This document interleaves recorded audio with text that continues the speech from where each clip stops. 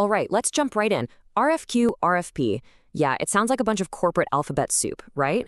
But trust me, getting this right isn't just about sounding smart in a meeting. It is a fundamental choice that can literally make or break your project. Get it right and you're set up for success. But get it wrong? Well, that can be a very, very expensive mistake. And just to show you how high the stakes really are, I want to start with a little cautionary tale. This is a real-world story about a government IT project where one tiny decision at the very beginning, well, it had some massive consequences down the line. So here's the situation. A government agency needed a new, super complex IT system.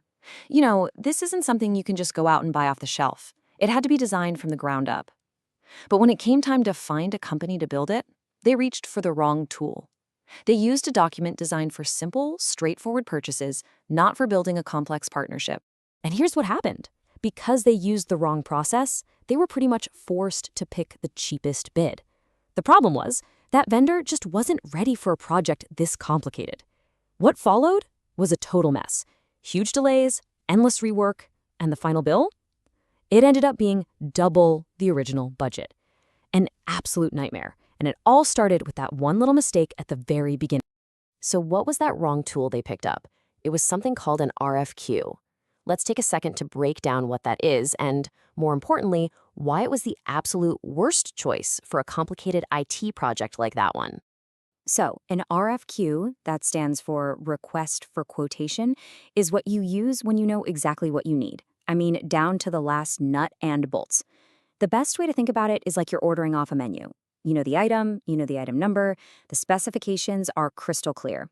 You're not asking for ideas, you're just asking, hey, what's your best price for this specific thing?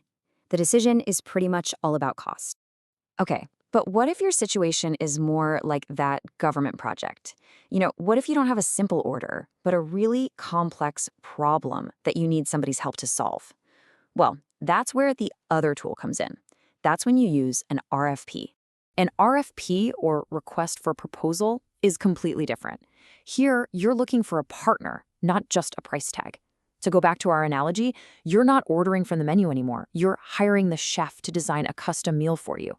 You describe the problem you're having, and you invite different experts to come back with their unique proposal for how to solve it.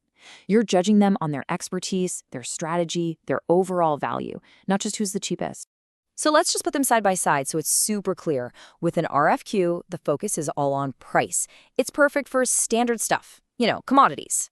But with an RFP, the focus shifts to the solution and the overall value. That's what you need for those big, complex, custom projects.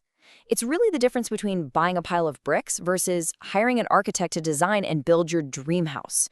Two very different things. Okay, so we know what the tools are. But the real question is, how do you choose? Let's walk through a super simple decision process you can use for your very next project. First, ask yourself this. Are my requirements totally locked down? Could you write down every single detail with zero room for a vendor to be creative or interpret things differently? If you can honestly say, yep, absolutely, then you're probably leaning towards an RFQ. All right, next question. Let's say a few different vendors can give you that exact same thing you need. Is your decision really just going to come down to who has the lowest price?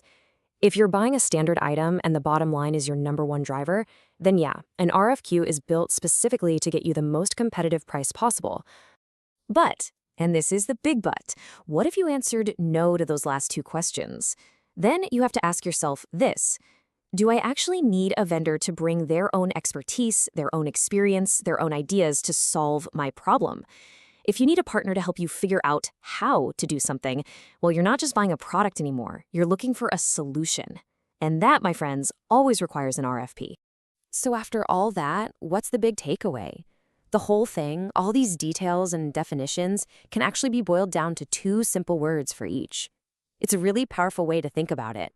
Look, if you forget everything else from this, please just remember this one thing. RFQ is for buying a commodity, a simple, standard thing. An RFP is for finding a solution, a custom answer to a unique problem. That government agency we talked about, they made the classic mistake. They treated a complex solution as if it were a simple commodity. And that's exactly where everything went wrong. So I'm going to leave you with this. The next time you start a project, before you write a single document, just pause for a second and ask yourself this one simple question. Am I just buying a thing, or am I trying to build a solution? If you can answer that question honestly, you'll know exactly which path to take every single time.